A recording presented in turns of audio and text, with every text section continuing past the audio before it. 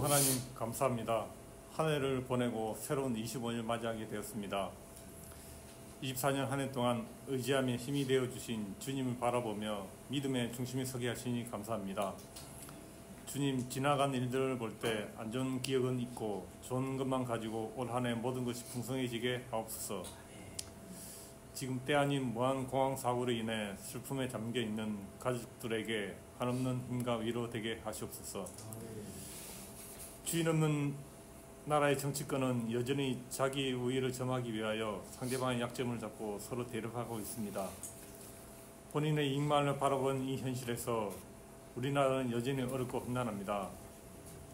대한민국을 진정으로 위하는 지도자들이 되게 하시고 나라가 한마음 한뜻이 될 수 있도록 그들의 생각과 행동에 변화를 주시옵소서. 주권을 빼앗긴 아픈 시대를 지나온 만큼 더욱 성숙된 자세로 발전되게 하시고 선조들의 희생으로 만들어진 대한민국의 역사를 잊지 않게 하옵소서. 건조한 우리의 마음을 회복시켜 주시고 타의 모범된 자세와 세상에 필요한 그리스도인의 일순위로 성장하게 하시옵소서. 올해 새롭게 시작하는 모든 이에게 한없는 은혜와 축복 주시고 성숙함으로 현실을 감당할 수 있는 능력과 지혜를 주시고 하루하루의 고단함과 수고함을 주님이 헤아려 주시옵소서. 인내함과 나중에 크게 하실 주님을 바라보며 믿음이 클 수 있도록 함께하여 주시옵소서. 저희 영육간의 건강을 주시옵고 삶의 매 순간 노력하는 주님의 자녀 되게 하시고 온전한 주일 되게 하시며 찬양과 경배를 드립니다. 이 모든 것을 주 예수 그리스도의 이름으로 기도드립니다. 아멘. 각 사람은 주님께서 나누어 주신 분수 그대로 하나님께서 부르신 처지 그대로 살아가십시오. 이것이 내가 모든 교회에서 명하는 지시입니다. 할례를 받은 몸으로 부르심을 받은 사람은 굳이 그 할례 받은 흔적을 지우려고 하지 마십시오. 할례를 받지 아니한 처지에서 부르심을 받은 사람은 굳이 할례를 받으려고 하지 마십시오. 할례를 받은 것이나 안 받은 것이나 그것은 문제가 아니고 하나님의 계명을 지키는 것이 중요합니다. 각 사람은 부르심을 받은 그때의 처지에 그대로 머물러 있으십시오. 노예일 때에 부르심을 받았습니까? 그런 것에 마음 쓰지 마십시오. 그러나 자유로운 몸이 될 수 있는 기회가 있으면 어떻게 해서든지 그것을 이용하십시오. 주님 안에서 노예로서 부르심을 받은 사람은 주님께 속한 자유인입니다. 그와 같이 자유인으로서 부르심을 받은 사람은 그리스도의 노예입니다. 여러분은 하나님께서 값을 치르고 사신 사람입니다. 그러므로 사람의 노예가 되지 마십시오. 형제자매 여러분, 각각 부르심을 받은 그때의 처지에 그대로 있으면서 하나님과 함께 살아가십시오. 주님께서 처녀들에 대하여 하신 명령을 나로서는 받은 것이 없습니다. 그러나 나는 주님의 자비하심을 힘입어 믿을 만한 사람이 된 사람으로서 의견을 제시합니다. 지금 닥쳐오는 재난 때문에 사람이 현재 상태대로 살아가는 것이 좋다고 나는 생각합니다. 아내에게 매였으면 그에게서 벗어나려고 하지 마십시오. 아내에게서 놓였으면 아내를 얻으려고 하지 마십시오. 그러나 결혼한다고 할지라도 죄를 짓는 것이 아닙니다. 그리고 처녀가 결혼을 하더라도 죄를 짓는 것이 아닙니다. 그러나 그들이 살림살이로 몸이 고달플 것이므로 내가 아껴서 말해주는 것입니다. 형제자매 여러분, 내가 말하려는 것은 이것입니다. 때가 얼마 남지 않았으니 이제부터는 안에 있는 사람은 없는 사람처럼 하고 우는 사람은 울지 않은 사람처럼 하고 기쁜 사람은 기쁘지 않은 사람처럼 하고 무엇을 산 사람은 그것을 가지고 있는 사람 아는 사람처럼 하고 세상을 이용하는 사람은 그렇게 하지 않는 사람처럼 하도록 하십시오. 이 세상의 형체는 사라집니다. 나는 여러분이 염려 없이 살기를 바랍니다. 결혼하지 않은 남자는 어떻게 하면 주님을 기쁘시게 해드릴까 하고 주님의 일에 마음을 씁니다. 아멘. 불러주신 그 자리에 머무십시오. 불러주신 그 자리에 머무십시오. 라는 제목으로 제가 묵상한 말씀을 여러분들과 함께 나누도록 하겠습니다. 여러분 좋아하는 성경 구절 표시해놓고 때때로 펼쳐보는 시간들이 있습니까? 여러분들이 좋아하는 성경 구절, 특별히 마음을 두고 있는 성경 구절은 무엇입니까? 저는 오늘 그 예배를 시작하면서 읽었던 시편 37편 말씀을 참 좋아하는데요. 4절부터 6절까지 주로 더 많이 봅니다. 제가 더 좋아하니까요. 또 여호와를 기뻐하라. 그가 내 마음의 소원을 내게 이루어 주시리로다. 내 길을 여호와께 맡기라. 그를 의지하면 이루시고 내 의를 빛같이 나타내시며 내 공의를 정오의 빛같이 하시리로다. 이 구절을 참 좋아합니다. 제가 좋아하는 단어가 많이 들어있거든요. 하나님을 기뻐하라. 그러면 소원을 들어주신다 하고, 내 길을 하나님께 맡기라. 그러면 그분이 이루어 주신다 하고, 또 제가 좋아하는 단어 의, 공의, 이것을 하나님께서 빛처럼 나타내시고 정오의 빛같이 빛나게 하신다. 저는 이 구절 참 좋아하는데요. 여러분들도 한 구절씩 마음속에 떠올려 보실 수 있을 것 같습니다. 대체로 자기 자신이 좋아하는 구절은요, 하나님께서 나의 삶에 대한 해답이라고 생각하고 그 구절을 암송하고 자주 펼쳐보고 읽을 가능성이 높죠. 하나님이 내가 살아가는 삶에 대한 해답으로서 이 말씀을 주셨다. 나에게 이런 말씀을 나에게 약속으로 주셨다. 이렇게 생각하니까 이 말씀을 의지해서 나도 그대로 살아가야겠다. 이런 마음을 가질 때가 많습니다. 그런데 우리가 살아가면서 늘 하나님이 우리에게 약속해 주신 대로만, 약속해 주신 말씀으로 다 풀 수 있던가요? 우리가 살아가는 세상의 모습은요, 하나님이 주신 큰 원리 안에서 구체적으로 다 지시하고 있지 않다는 것을 우리는 곧잘 깨닫게 됩니다. 살면서 여러분들은 매 순간, 매일마다 또 올 한 해를 계획하면서 어떤 일을 계획하고 또 이렇게 해야지 판단 내리고 결정을 해야 합니까? 이렇게 할까? 저렇게 할까? 라고 하는 그 모든 문제에 대해서 성경은 이렇게 하십시오. 이것이 옳습니다. 라고 구체적으로 말해주지 않아요. 대부분의 문제는 좀 아쉽게도 하나님이 직접 말해주시지 않아요. 성경이 얼마나 많이 두꺼워야 되겠습니까? 우리가 살고 있는 모든 다양한 상황들에서 다 얘기해주고 다 답을 해주려면 성경책이 부족하겠죠. 그래서 우리는 이런 말을 많이 하게 됩니다. 하나님이 왜 나에게 이런 상황을 주셨을까? 어떻게 하는 것이 옳은 것일까? 이런 생각을 많이 하게 됩니다. 그렇게 묻고 나서 성경을 펼쳐보아도 동으로 가거라, 서로 가거라, 이것은 구입하거라, 이것은 포기하여라, 이 사업은 이렇게 펼쳐라, 이 사업은 접어라, 이렇게 구체적으로 말해주시지 않는다는 말이죠. 쉽게 말하면 하나님이 알려주시는 큰 지식의 범위 안에서 우리가 지혜롭게 스스로 판단해야 될 때가 많다 이 말입니다. 알아서 해야 된다 이 말이에요. 하나님이 이렇게 해라 하고 기도 속에 직접적으로 지시하는 경우는 흔치 않아요. 100번 구해도 한 번 그런 일이 없습니다. 고린도전서 7장에 우리가 관심 갖는 어떤 주제가 많이 기록되어 있어요.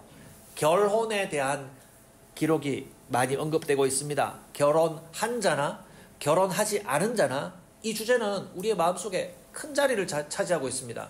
결혼하지 않은 자는 내가 왜 결혼을 하지 않았을까? 했더라면 얼마나 좋았을까? 혹은 반대로 안 해서 참으로 다행이다. 그 어떤 쪽이 될지 모르겠고요. 결혼을 한 자는 내가 그래 결혼 안 했으면 어땠을까? 괜히 결혼했다. 혹은 결혼해서 참 다행이다. 했든 안 했든 간에 이 주제는요, 우리 모두의 마음속에 큰 관심이라는 거예요. 그런데 이 40절까지 되는 긴 교훈을 우리가 읽어보면서 여러분 어떤 생각이 들었습니까? 하나님이 주시는 확실한 명령도 있고, 바울이 자기 입장에서, 바울이 처한 바울의 입장에서 알아서 판단을 내린 조언도 있어요. 그래서 1절부터 40절까지 성경에 활자화되어서 기록되어 있다고 하여서 모두가 우리가 하나님의 말씀으로 절대적으로 지켜야 될 매뉴얼처럼, 사용 설명서처럼 읽어서는 안 되고요. 어떤 것은 하나님이 분명히 주시는 명령이고, 어떤 것은 바울을 자신의 처지에서 이것이 좋지 않겠습니까, 형제자매 여러분? 이라고 얘기한 선배 신앙인의 바울의 입장에서 내리는 조언으로 보아야 하는 내용도 있다 이 말입니다. 그래서 지금 제가 얘기하는 것은 구분해서 잘 읽어야 한다 이 말입니다. 성경을 읽어보니 여러분 40절까지 읽을 때 바울은 결혼을 권하는 사람 같습니까? 아니면 가능하다면 여러분 결혼 좀 말립니다. 결혼하시지 않기 바랍니다. 라고 얘기하는 것 같습니까? 하라고요? 되도록이면 하지 마십시오. 여러분 잘 이길 수만 있다면 결혼 안 하는 편이 낫습니다. 제 입장에서는 그렇게 여러분들께 말씀드립니다. 라고 바울은 주로 얘기하고 있어요. 그래서 여러분 성경에 결혼에 대한 다른 주제가 성경에 다른 데 기록되어 있지 않고 오직 결혼과 관련된 주제가 고린도전서 7장에만 기록이 되어 있다면 많은 신앙인들은 어떤 결론을 낼까요? 결혼은 당해서 하는 거야. 결혼은 당해서 하는 거고 자기 스스로는 되도록이면 결혼을 안 하는 게 낫겠구나. 라고 결론을 내릴 가능성이 높다 이 말이죠. 그렇게 되지 않겠어요? 그러나 제가 앞서 말씀드린 것처럼 이 긴 교훈 속에서 하나님의 명령은 무엇이고 어떤 것은 바울 자신이 가진 입장에서 주는 조언으로 받아들일지를 잘 구분해 가면서 읽어야 됩니다. 자, 40절에 이르는 긴 본문에서 우리가 읽을 수 있는 바울의 입장 중에서 이렇게 표현되어 있는 거예요. 있는 부분이 있어요. 이것은 주님의 명령입니다. 이것은 교회에 명하는 것입니다. 이런 강조가 되어 있지 않으면 바울이 전하는 조언 정도로 읽어야 돼요.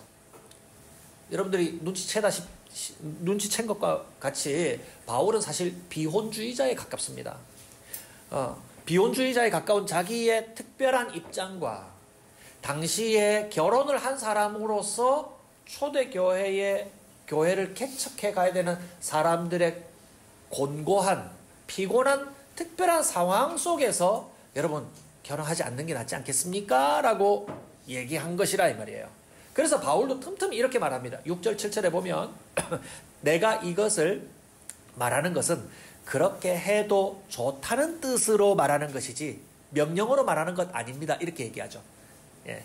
우리 개역판 성경에는 허락이요 명령은 아니니라 이렇게 기록되어 있습니다. 7절에도 나는 모든 사람이 다 나와 같이 되기를 바랍니다. 어떻게 해요? 결혼하지 않은 독신. 바울은 자기 입장에서 그렇게 얘기하는 거예요. 그게 좋으니까, 자기 입장에서는 좋으니까. 그러나 각 사람은 하나님께로부터 받은 은사가 제가 부사를 하나 덧붙인다면 따로 있어서 각 사람은 하나님으로부터 받은 은사가 각각 따로 있어서 이 사람은 이러하고 저 사람은 저러합니다. 이렇게 얘기하고 있죠. 그리고 12절에도 이렇게 얘기합니다. 이것은 나의 말이요 주님의 말씀은 아닙니다. 군데군데 이 표현을 끼워 넣은 이유가 뭘까요? 이걸 절대시하지 마라 이 말입니다. 자기가 지금 얘기하고 있는 특별한 상황에 대한 얘기를 모든 상황에 일반적으로 써서는 안 된다 이 말이죠. 40절에도 이렇게 얘기합니다. 혼자 된 여자에 대하여서 내 의견으로는 개역성경에는 내 뜻에는 그 여자는 그대로 혼자 지내는 것이 더 행복할 것입니다. 바울의 입장에서 얘기하는 거예요. 나도 하나님의 영을 받았다고 생각합니다. 하나님의 영을 받아서 신앙생활을 하고 있는 신앙 선배, 선생님의 입장에서 제가 양심껏 여러분들께 말씀드립니다. 이 얘기를 하는 거예요. 그런데 여러분 반대로 확실히 명령하고 강조해야 될 때는 어떻게 얘기하냐면 여러분 10절 같은 데 보세요. 결혼한 사람들에게 말합니다. 이것은 나의 말이 아니라 주님의 명령입니다. 이렇게 얘기하죠. 아내는 남편과 헤어지지 말아야 합니다. 이렇게 얘기하죠. 명령은 뭐예요? 아내든 남편이든 함께 맺어주신 그 결혼의 관계 속에서 책임을 다하라. 이거는 명령이라는 거예요. 여러분들에게 맡겨진 그 관계 속에서 책임을 다하십시오. 이건 명령이니까 이건 조언으로 듣지 말고 하나님이 말씀하신 엄중한 명령이니까 잘 들으십시오. 이렇게 얘기하는 거죠. 우리는 이건 예외가 없어요. 다 들어야 돼요. 17절에도 한번 보세요. 각 사람은 주님께서 나누어 주신 분수 그대로 하나님께서 부르신 처지 그대로 살아가십시오. 이것이 내가 모든 교회에서 명하는 지시입니다. 이렇게 얘기하죠. 이건 명령인 거예요. 명령. 그렇기 때문에 특별한 형편에 처한 사람들에 대한 교훈, 특별히 결혼을 할 것인가 말 것인가에 대한 본문 속에 있는 말들은 당시에 표현한 조언으로 읽어야 하지 오늘 우리에게 모든 사람들에게 딱 맞게 적용이 된 것이 아니라는 것을 알고 읽어야 됩니다. 제가 이 부분을 왜 길게 얘기하냐면 나중에 고린도 전서 후반부에 나오는 다양한 구체적인 교훈들에도 다 적용해야 돼요. 여자들은 이렇게 하라, 남자들은 이렇게 하라 라고 얘기하는 것이 바울의 입장에서 당시 그 교회의 특별한 상황에 주신 명령이지 우리 오늘에게 딱 그대로 적용해야 될 일반적인 교훈은 아니라 이 말입니다. 자, 그럼 하나씩 조금씩 볼까요? 다 볼 수가 없어요. 2절에 보면요. 음행에 빠지지 않기 위하여 남자는 저마다 아내를, 여자도 저마다 남편을 두십시오. 저는 이 글을 읽는데 본문의 문맥을 떠나서 이 내용이 조금 많이 불편했어요. 왜 불편합니까? 여러분, 결혼을 음행을 안 하려고 결혼합니까? 그렇지 않잖아요. 결혼은 좋은 열매를 거두려고, 좋은 것이 있어서 결혼하잖아요. 그래서 이것은요, 당시 상황에 맞는 조언이구나 라고 우리는 판단해야 돼요. 성경에서는 결혼을 아름다운 것으로 말해요. 피치 못해서 하는 걸로 얘기합니까? 아름다운 것이라고 얘기합니다. 성경은 창세기로부터 성경 마지막 것까지 하나님과 사람들과의 관계를 뭐라고 얘기합니까? 하나님의 백성과 그의 신부, 신랑과 신부 관계로 많이 얘기해요. 하나님과 하나님의 백성을 신랑과 신부 관계로 비유해서 얘기하고요. 창세기 본문에도 보면요, 하나님께서 남자와 여자를 만드시고 서로 돕는 배필로 지으셨다라는 구절로부터 시작합니다. 예. 신약 성경에 와서도요, 그리스도와 교회를 어떤 관계에 비유해요? 신랑과 신부에 비유합니다. 그리스도를 신랑으로, 우리 교회는 신부로. 그럼 그 관계는 피치 못하는 관계입니까? 아니면은 있으면 그렇게 연결되면 더 좋은 아름다운 관계입니까? 아름다운 관계로 얘기하고 있다는 말입니다. 그래서 그것만 보아도 남자와 여자가 음행, 곧 성도덕에 실패하지 않으려고 결혼한다는 이 2절의 내용은요, 틀린 교훈이 아니라 일부분에 대한 교훈이라는 것, 조언이라는 것을 알 수가 있습니다. 7절에도 이런 것이 있습니다. 모든 사람이 다 나와 같이, 아까 읽었죠? 바울과 같이 독신이 되기 바란다는 구절도 읽었습니다. 여러분, 바울이 왜 나와 같이 되기를 바랍니다? 자기가 결혼 못했으니까 다른 사람들도 전부 다 붙들고 나와 함께 독신으로 지내자라고 하는 고집처럼 들립니까? 그런 건 아니겠죠.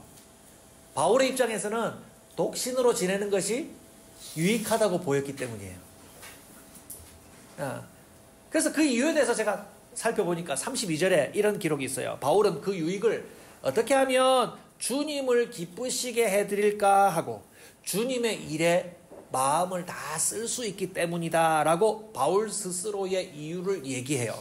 독신이면 가정 돌보는 일에, 내 아내를 살피는 일에 내가 힘을 쓰지 않아도 되니까 주님의 일에 물리적인 힘과 시간을 더 많이 쏟을 수 있지 않겠느냐. 난 그렇습니다 라고 바울의 입장에서 말을 한 거예요. 제 말 잘 따라오고 있죠? 이해하고 계시죠? 그래서 본문에요, 다양한 사람들, 결혼을 중심으로 하여서 다양한 결정을 내리고 다양한 상황에 놓여 있는 사람들에 대한 교훈들이 많이 담겨 있어요. 제가 표처럼 여러분들께 말씀드리면 결혼한 사람들, 이미 결혼한 사람들에 대한 얘기, 그리고 결혼을 했지만 이혼한 사람들에 대한 교훈도 나와요. 예. 그리고 믿지 않는 배우자, 믿지 않는 아내나 믿지 않는 남편이랑 이미 결혼을 해버린 상황도 있죠. 그런 가운데 예수님을 믿게 된, 교회의 일원이 된 사람도 있잖아요. 그리고 여전히 혼자 되어 있는 사람들, 결혼의 경험이 없이 여전히 혼자 되어 있는 사람들에 대한 조언들도 기록이 되어 있습니다. 진짜 제가 이걸 구절을 바울이 이렇게도 말했다가 저렇게도 말했다가 하는 구절들을 여러 번 읽으면서 이 공통점이 뭐지? 뭘 얘기하려고 하는 거지? 라고 제가 고민하면서 여러 번 반복해서 읽었는데요.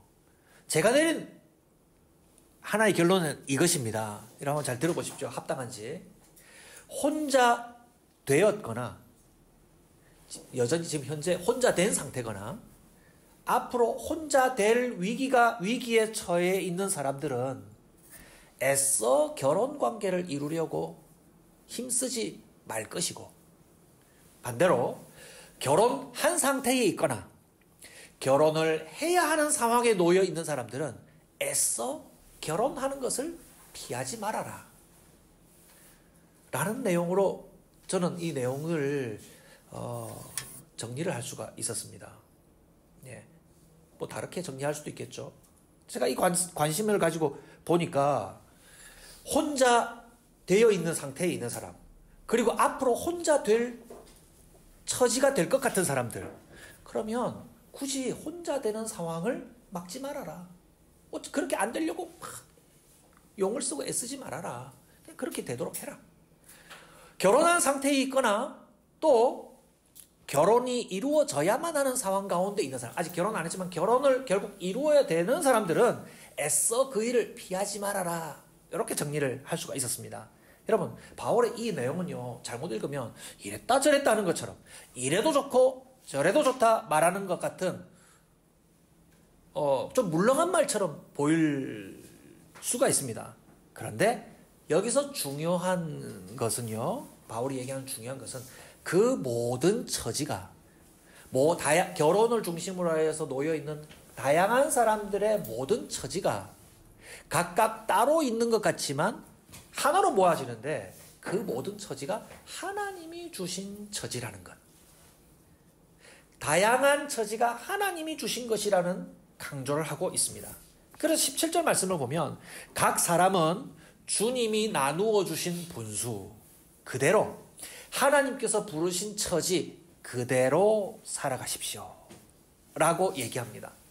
이 말씀은요, 하나님이 불러주신 그 상태에 그냥 가만히만 있으십시오, 아무것도 하지 말고 가만히만 있으십시오 라고 오해할 수 있는데, 그런 말이 아니라 그 처지에서 여러분들이 할 수 있는 더 소중한 일이 있습니다.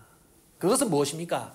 하나님의 계명을 지키는 책임을 다할 부르심이 여러분 오늘 바로 그 현재 여러분 처지에서 지금 있습니다.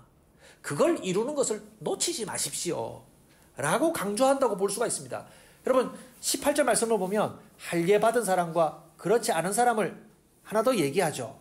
갑자기 결혼 얘기하다가 할례 얘기, 뭐 노예가 된 사람, 자유자가 된 사람, 이런 얘기가 끼어드는데 그런 주제를 얘기하려고 지금 얘기하는 겁니다.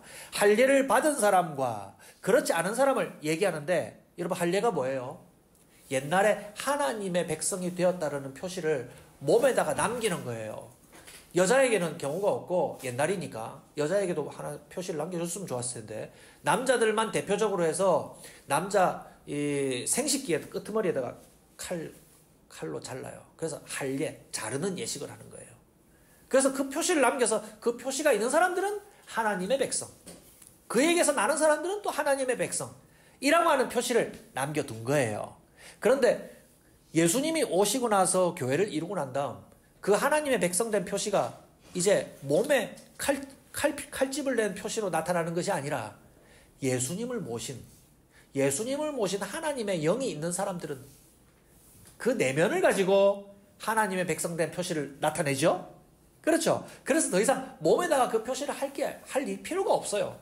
그래서 할례를 더 이상 받을 필요가 없기 때문에 내가 아직 몸에다가 할례 표시 안 냈다고 낼 필요가 없으면 물론이거니와, 있는 표시를 지울 필요가 있어요? 그 있는 표시를 또 지울 필요도 없습니다. 있는 그 자리에서 지금 뭘 할 수 있다?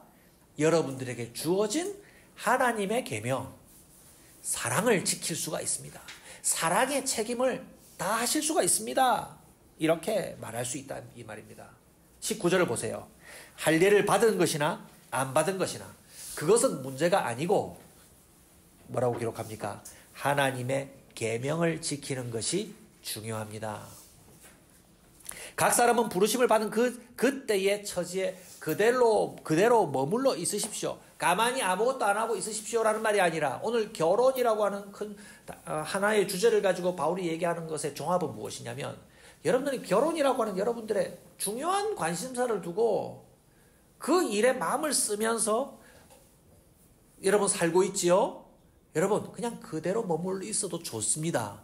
다만 그 일 때문에 더 중요한 책임을 놓치지 마십시오. 그것과 비교가 되지 않은 더 중요한 책임은 무엇입니까? 여러분들이 여러분 처지에서 오늘 할 수 있는 사랑의 책임을 다하는 것입니다. 하나님이 주신 오늘의 계명을 지키는 것입니다. 라고 말하는 겁니다. 여러분 동의할 수 있습니까? 여러분 우린 주어진 처지 탓을 할 때가 많아요. 예. 여러분 살면서 결혼을 두고서 그런 넋두리를 할 때가 많지 않습니까? 예. 저는 일찍 결혼을 해버렸기 때문에 예. 주로 결혼을 한 입장에서 결혼을 그렇게 좀 빨리 안 했더라면 이런 넋두리 내가 좀 나 자신의 개발을 좀 더 할 수 있었을 텐데 여자분들은 좀 더 그런 넋두리를 더 많죠. 보통 남자분 내 영향 아래 들어와서 좀 소극적인 역할로 오늘 우리 사회 분위기 때문에 소극적인 역할밖에 하지 못하는 경우가 많기 때문에 나 결혼 좀 천천히 할 걸 그런 처지에 대한 한숨을 들은 적이 있습니다. 내가 이랬더라면 그 반대로 내가 결혼을 좀 할 수 있었더라면 그 외에도 얼마나 많습니까? 내가 결혼 외에도 내가 예전에 이랬더라면 오늘 더 나은 처지가 되었을 텐데 라고 생각하면서 우리가 빠지게 되는 함정은 뭡니까? 오늘 지금 내가 처한 이 상황은 내 잘못 때문에 일어난 나의 실패를 내가 감당해야 되는 난 부족한 처지밖에 되지 않았다. 난 참 불쌍하다. 난 참 안 됐다. 이것만 계속 곱씹다 보니까 지금 하나님께서 나에게 주셔서 내가 감당해야 될 소중한 일들을 소홀히 여길 가능성이 높아진다 이 말입니다. 그러나 오늘 밤 본문은 뭘 강조하는 것입니까? 주님이 저와 여러분들을 거기에 지금 부르신 것입니다. 어떤 처지이든 여러분 지금 있는 자리에서 사랑의 책임을 다하는 사람이 되십시오. 그것이 하나님의 계명을 지키는 것입니다. 제가 이 묵상을 하면서 저 자신을 많이 돌아봤습니다. 어제 화장실 바닥을 평소에 청소 잘 안 하는데 저는 뭐가 잘 안 되면 이렇게만 좀 정돈을 한번 해봅니다. 하면서 생각하는데 제가 목사 노릇한다고 아버지 노릇을 많이 소홀히 했더라고요. 여러분들의 용어로 바꾸면 직장생활 열심히 한다고 내가 어떤 목표를 이루려고 달려가다가 아버지 노릇, 어머니 노릇 잘 못한 거 떠올리지 않습니까? 제가 그렇더라고요. 부목사 한다고 열심히 쫓아다닌다고 아이들이 자랄 때 아내와 협력해서 아이 양육하는 일을 소홀히 한 것들이 많이 생각이 났습니다. 여러분 돈 버는 일, 아버지가 돈 벌어오는 일 중요합니까? 세속적인 그런 얘기 하지 말까요? 또 아버지가 돈 벌어오는 일 중요합니까? 너무 중요합니다. 돈 많이 못 벌어온다고 자책하지 마십시오. 아버지가 돈을 벌어와서 가정을 책임지고 아이들이 뭔가 사리분별이 되지 않을 때 안정감 속에서 자라게 하는 역할 아버지 되게 중요합니다. 근데 과거 교회 일 열심히 하는 사람들이 이 아버지 역할 많이 소홀히 여겼어요. 오늘 본문에 비춰서 얘기하면 하나님이 오늘 나에게 주신 그 처지에서 그 계명을 충실히 이루어가는 일에 대하여 우리는 얼마나 많이 소홀히 하였던가. 기독교라는 이름으로 신앙이라는 이름으로 내가 아버지 역할에 소홀히 하였더니 그 결과 우리 자녀들이 예수 믿는 도리에 대해서 얼마나 많이 오해합니까? 예수 믿으니까 우리 일상이 없던데? 아버지 맨날 교회 가 있고 맨날 할렐루야 아멘은 하는데 나 아버지한테서 자상함을 느끼지 못했어. 교리대로 너는 충실히 따라야 돼. 말을 잘 들어야 돼. 이런 꾸짖음만 많이 들었지. 나는 아버지에게서 따뜻함을 느끼지 못했어. 저를 향해서 하는 자책입니다. 말 잘 들어. 아버지가 주는 건 다 아버지가 알아서 하나님 말씀 들어서 얘기하는 거니까. 하나님 말씀 다음으로 아버지 말 잘 들어. 제가 이렇게 말은 하지 않았지만 마음속에 그런 생각 갖고 했다 이 말입니다. 뭐 제가 돈을 얘기했지만 그것이 핵심이 아니라는 걸 아시겠죠? 아버지 역할, 아버지 자리 잘 지키는 것. 여성 여러분들은 여러분 입장에서 얘기하십시오. 어머니 역할 잘 하는 것. 후회가 되더라고요. 그런데 오늘 말씀은 후회로 남겨두라고 얘기합니까? 걱정하지 마십시오. 후회가 되는 것, 그 좋은 교훈으로 남기십시오. 후회로 속상한 처지 그대로 머물러 있지 말고 그 마음을 갖고 오늘 주신 처지 안에서 그랬더라면으로만 남아있지 말고 그 자리에서 바로 오늘 여러분들에게 주어진, 여러분들이 할 수 있는 사랑의 책임을 다하십시오. 그것으로 복음을 드러내십시오.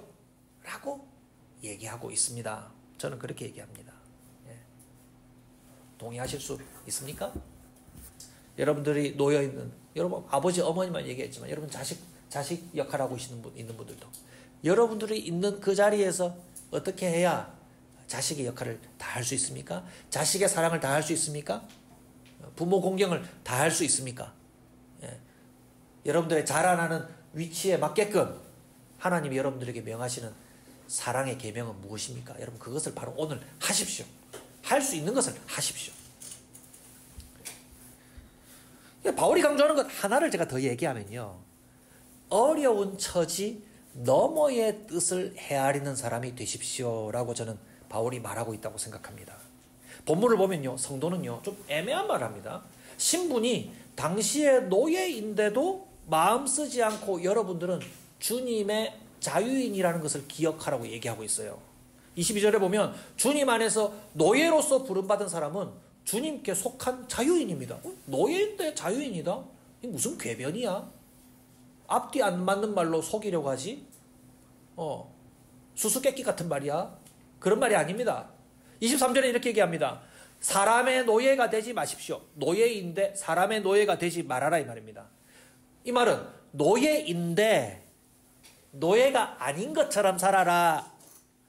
여러분들의 마음에 노예의 역할에 충실하지만 그 마음 중심에는 내가 사람의 노예가 아닌 것처럼 살아라 이렇게 얘기하죠. 자, 그런 방식의 표현들은 계속 이어집니다. 29절에 대표적으로 보면 아내가 있는 사람은 없는 사람처럼 하고 아내가 있는 현실인데 없는 현실처럼 마음의 중심을 가져라. 이건 무슨 수수께끼지? 30절에 우는 사람은 울지 않는 사람처럼 슬픈 사람은 슬프지 않은 것처럼 기쁜 사람은 기쁘지 않은 사람처럼 무엇을 구입하여 사고 있는 산 사람은 그 물건이 없는 사람처럼 하십시오. 이유는 이 세상의 형체는 사라진다 이렇게 얘기합니다. 이 말을 정리하면요. 지금 내 처지 때문에 그것이 좋든지 나쁘든지 그것만 바라보지 말고 그 이상의 더 소중한 뜻을 헤아리는 사람이 되어라 는 말입니다. 다시 말씀드릴까요? 지금 내 처지 때문에 그것이 좋든지 나쁘든지 그 이상의 뜻을 헤아리지 못하는 사람이 되지 말아라. 아둔한 사람 되지 말아라 이 말입니다. 지금 자기의 처지가 좋든지 나쁘든지 그것에 과도하게 집착하면요.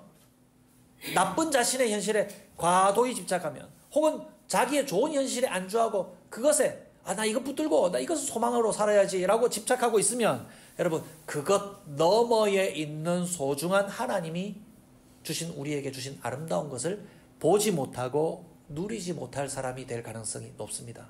여러분 처지가 좋지 않으면 그것의 염려 때문에 하나님이 오늘 누리라고 주신 사랑의 경험을 놓쳐버리죠. 나 지금 처지가 너무 좋지 못해. 나는 지금 매우 불쌍한 상태야. 그러면 나는 많이 애써야 돼. 라고 하면서 좋지 않은 처지만 집중하다 보면 아까 앞서 말씀드린 나에게 주신 사랑의 계명, 내게 주신 자식들이 보이지 않고요. 내게 주신 사람들, 또 내가 봉사하고 돌봐야 될 사람들, 아름다운 것들, 하나님이 여전히 나의 삶에 그것과 비할 수 없이 아름답게 많이 남겨두신 나의 일상들을 다 놓치고 살아갈 가능성이 높다 이 말입니다. 내 주신 처지, 그 너머에 있는 것을 볼 수 있는 눈이 있어야 한다. 판단이 있어야 된다. 여러분 처지가 좋아도 그렇게 될 수가 있다는 거 이해하십니까? 여러분 처지가 좋아도 그렇게 될 수 있어요. 처지가 좋으면 어떻게 되냐면요. 그것이 없어도 누릴 수 있는 좋은 세상에 대해서는 상상하지 못해요. 예. 내 지금 처지가 내가 가지고 있는 재산이나 내 사회적인 위치 때문에 난 이거 누릴 수 있지라고 생각하는 사람들은요. 그것이 없어도 누릴 수 있는 아름다운 것은 전혀 셀 수가 없어요. 제 말씀 따라올 수 있습니까? 좋은 세상에 무감각해진다 이 말입니다. 마침 제가 이 묵상을 하는데 우리 집사님이 저한테 선물해 주신 책의 내용이 떠올랐어요. 그 책은 저는 에세이집을 돈 주고 사지 않습니다. 왜냐하면 저는요 매뉴얼처럼 사용 설명서처럼 돼 있는 책을 돈 주고 사고요. 누가 자기의 감성을 적은 책들은 왠지 돈 주고 살 가치가 안 느껴지는 좀 미련한 사람이었거든요. 제일 저는 좋은 책 중에 하나가 남이 사준 책이 참 제일 맛있더라고요. 남이 사준 책을 제가 읽었는데 에세이집이 가치가 있구나. 눈이 떠졌어요. 그런데 이 책은 누가 쓰냐면은 눈의 시야가 어두운 사람, 거의 보지 못하는, 눈으로는 거의 어두움밖에 살피지 못하는 장애인이 쓴 책이거든요. 그런데 그분의 책을 읽으면서 제가 느낀 게 뭐냐면 눈으로 보는 사람보다 훨씬 마음으로, 귀로, 자기가 가진 다른 감각을 통해서 더 많은 것을 읽고 있구나, 더 많은 것을 느끼고 있구나, 더 많은 것을 어쩌면 누리고 있구나. 멀쩡히 두 눈 다 뜨고 살아가는 사람보다 훨씬 세밀하게 사람들을 챙길 수 있구나 라는 것을 깨달을 수가 있었습니다. 보이지 않아서 그래서는 안 되는 사람들의 무례한 행동들, 무신경한 행동들, 말투나 행동들을 더 잘 살필 수가 있었고요. 사람들이 예사로 여기는 친절이나 사랑도 이건 정말 값지구나, 너무 큰 것이구나, 아름다운 것이구나 라고 헤아리는 사람이 되었더라고요. 그렇다고 일부러 해서 여러분 눈을 멀게 만들겠습니까? 그렇게 하지는 마십시오. 오늘 성경에서 그 얘기하잖아요. 그렇게 하지는 마십시오. 여러분들이 주어진 그 상황 속에서 하나님이 주신 사랑을 지키십시오. 여러분 처지에 매몰되지 말고 그 너머에 있는 지금 현재 하나님이 여러분들에게 주신 아름다운 것들을 헤아려 보십시오. 그 풍성한 것을 여러분 살펴보십시오 라고 얘기하고 있다 이 말입니다. 우린 그동안 했던 감사들이 주로 어떤 거예요? 하나님이 이것 주셔서 감사합니다. 올해도 이것 주시면 더 감사드릴 거니까 여러분 하나님 알아서 하십시오. 하나님 볼 수 있어서 감사합니다. 많은 것을 누릴 수 있게 해주셔서 감사합니다. 자식 주셔서 감사합니다. 결혼 주셔서 감사합니다. 혼자 있게 해주셔서 감사합니다. 여러분들이 가진 것 그 자체에 대한 감사로만 머물 때가 얼마나 많아요. 저 사실 이 묵상을 하면서 참 부끄럽더라고요. 우리는 없어도 더 많이 알 수 있는 우리의 처지 너머에 있는 하나님이 주시는 그 풍성함을 헤아리는 마음을 그리스도 예수님 안에서 주셨다는 것을 믿으시기를 바랍니다. 별로 동의 안 하네요. 믿으시길 바랍니다. 아멘을 강제하지 않습니다. 저는 고개만 끄덕끄덕 해도 좋습니다. 가진 것이 없어서 도리어 하나님 안에서 보이는 소망이 있고 있어도 없는 자들이 알아보는 하나님의 인도하심을 알아보는 성도가 되길 바랍니다. 말씀을 정리할게요. 우리가 가진 처지에 무너지거나 무뎌지는 사람이 되지 마시기 바랍니다. 마침 라임이 맞아요. 무너지지도 말고 무뎌지지도 마시기 바랍니다. 그 자리는 하나님이 우리를 부르신 자리입니다. 어떤 상황에서든 무너지기보다 사랑에 책임을 다하고 좌절하고 무뎌지기보다 처지 너머에 계시는 하나님과 함께 기쁘게 살아가시는 저와 여러분들이 되시기를 주님의 이름으로 축복합니다.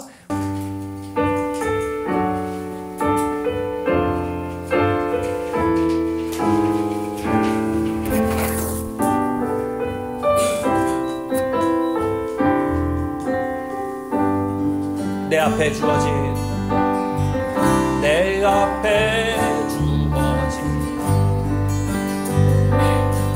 매일의 삶을 살다가보면 그곳에 날 향한 계획, 그곳에 날 향한 계획,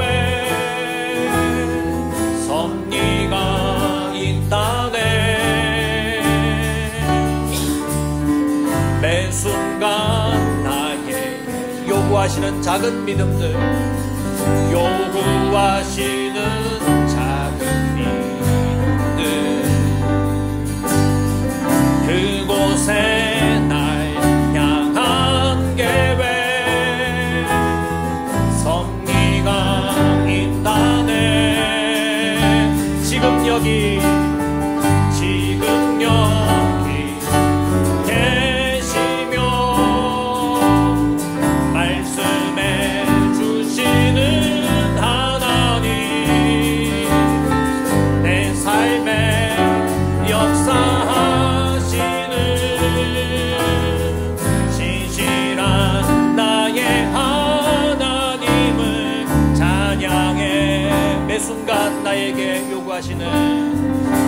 순간 나에게 요구하시는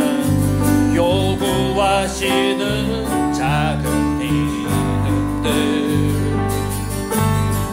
그곳에 날 향한 계획 섭리가 있다네.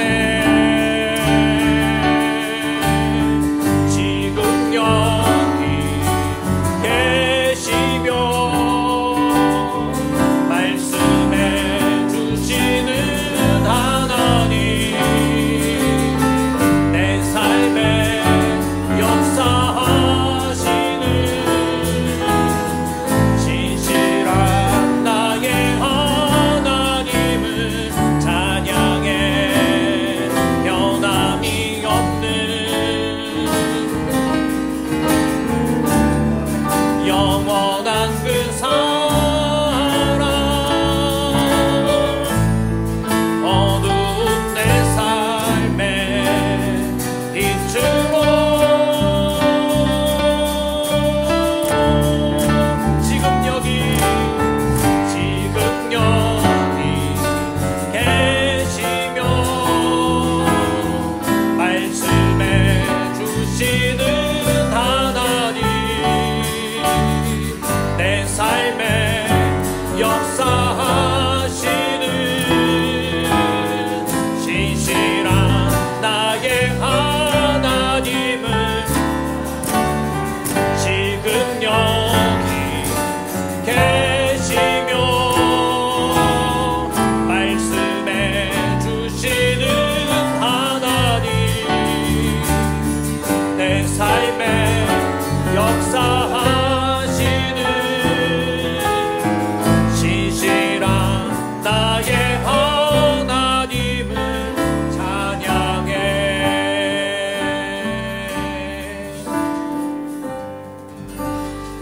우리 함께